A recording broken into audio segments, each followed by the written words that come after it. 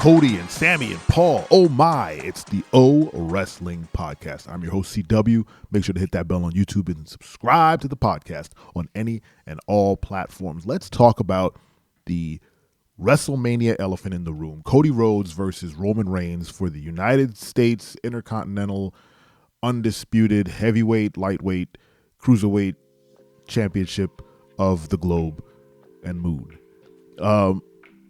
I'm still weird about what this storyline is. That was a weird way to put what I feel. I don't understand the story moving forward with Roman Reigns and Cody Rhodes. The reason for that is that we just came off a 10-month program with Sami Zayn, Kevin Owens, and the Bloodline with excellent storytelling, emotions, Sami got the Bloodline over more than they've been over in such a long time, got himself over as possibly the biggest babyface in the company right now. And admittedly, they rushed that title shot with Roman Reigns. And honestly, I don't know if the title shot made a whole lot of sense. If you go back and watch when Sami kind of calls Roman out for the belt, it felt to me a little disingenuous for someone who was so staunchly against turning on the Bloodline for so long. He's like, no, I'm with you guys. No, this, that, and the other thing. He was, very much, an oos, right? He was oosy. And for him to turn on Roman was, inevitable. And that's part of the story worked. But once he says, I want your Universal title, it's like, well, then you're kind of proving Paul Heyman and Jimmy and Jay, the original Jay, and Roman right by saying all you ever wanted was the belt, all you ever wanted was to destroy the Bloodline. He should have just challenged him to a match. I don't think the belt was necessary because, look, we all knew Cody was going to Mania for that belt. Having Sami challenge for the belt now just felt like a throwaway match. That felt like something we could do later, but it puts...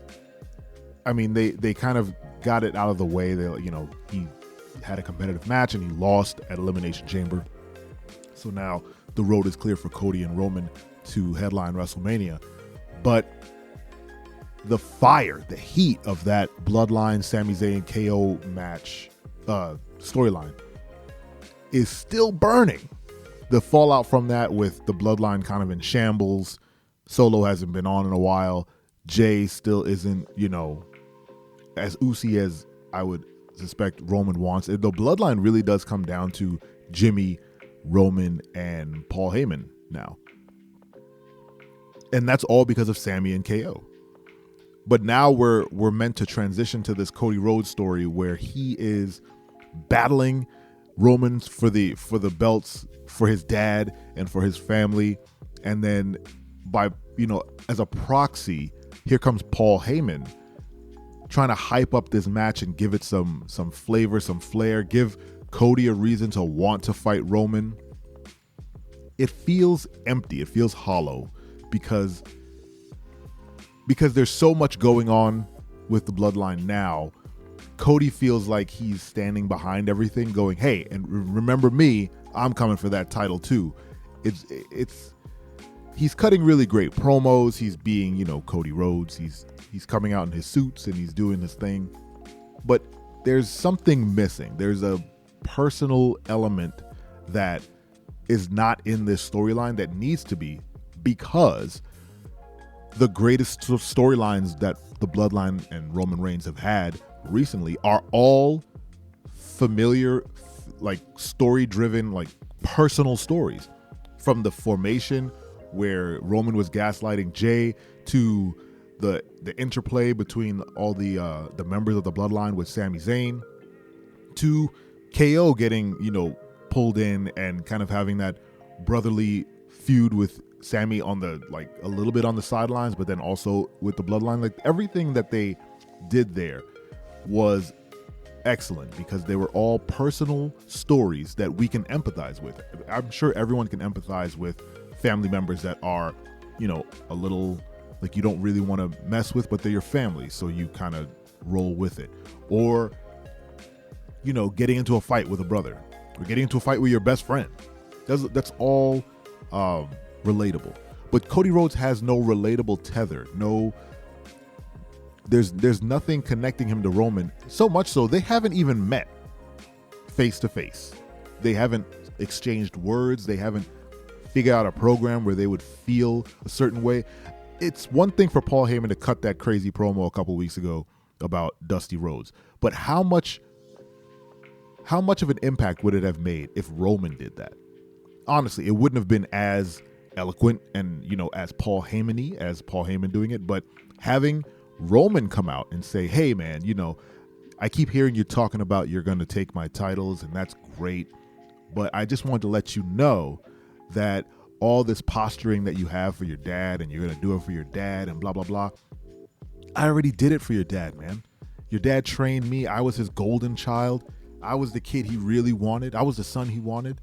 When you were off doing whatever it is the hell you were doing somewhere else, I was there getting trained by the man. I was getting trained by Dusty. I'm his legacy, not you. You're posing. You're trying to capture something that I already did. I captured both of these titles. I've held them for over 900 days, all because of Dusty. I did it for him. I did it for my family, and Dusty is my family, not yours. So welcome back. You're not going to win. I'm the son that Dusty always wanted. You're just the one that he had. Come on, son. Are you telling me that wouldn't just spark something for you? I mean, and then you start pulling in clips of Roman training with Dusty, and you can do a lot with that, but it has to be Roman that says it to Cody to get that ball moving. The fact that Paul is kind of playing in between the two, they work well together, but there's missing that personal touch. Now Cody's just getting angry at Roman via Paul, which is like the people in class and schools telling you that so and so doesn't like you, and you just get real mad at that person. You've never even talked to them. You don't know. They're just trying to instigate a fight, and then you end up going and he's like, it's you and me, man, we're gonna fight. And they're like, what the hell are you talking about? I don't even know who you are. That's what it seems like. That's what it feels like is about to happen. It's about Paul instigating this fight, Cody going up and just like shoving Roman. He's like, hey man, I heard what you said. And Roman's like, I literally have no idea what you're talking about, nor who you are. I have bigger things to think about. I have to find, my cousin and all this stuff. So yeah, I'll see you at WrestleMania, whatever, and I'll pin you. At this point, I don't even want Cody to win at WrestleMania. The story doesn't make sense. It has to make sense for that win to matter.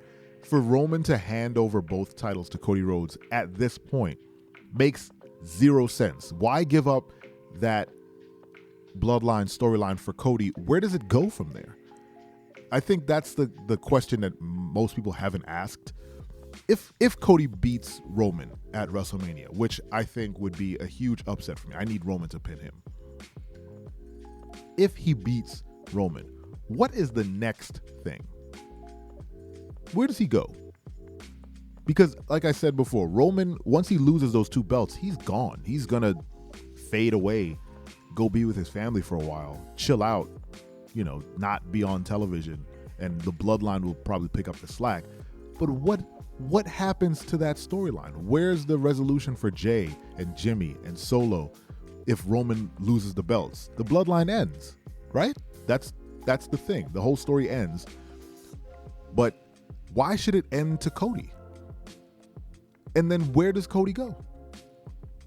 He can wrestle anybody for sure, but where does that leave everyone else? Especially Sami Zayn and KO at that point. If they take the tag titles from the Usos, then we're all just in this new meta. And I guess that's where creative comes in. Anyway, how do you feel about the Cody Rhodes, Roman Reigns, Sami Zayn, KO, Paul Heyman interplay that's going on television right now? Let me know in the comments. Thank you so much for listening. Make sure to hit the bell, subscribe on any and all platforms, tell your mama about the show, and don't you forget, I'm your friend, but if I ever see you in the ring, I can beat you. Don't you know? Yeah, yeah, yeah.